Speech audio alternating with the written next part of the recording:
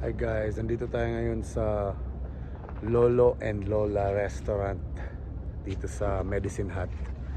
So stop by muna tayo dito dahil masarap daw yung mga pagkain dito sa menu nila. So check natin. Pero umorder na tayo ng chicken mami tsaka lumpia Shanghai. Ayun yung mga menus nila. Yan. Meron silang sisig, inasal, kaldereta. Tsaka mura lang, $11.50 lang. Meron silang Shanghai. $2.99 for 4 pieces na yon. Meron silang palabok. Meron silang halo-halo. Tapos meron din silang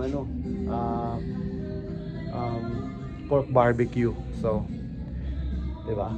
Check natin. Tsaka ang cute ng ambience sila. O, Paskong Pasko na rin dito guys. O, ayan o. Tapos yan. Yeah. Ayos din o. Ganda ng venue nila. Ay. Ayan.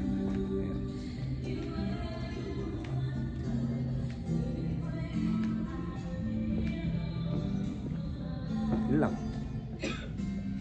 Lolo and Lola. Check it out.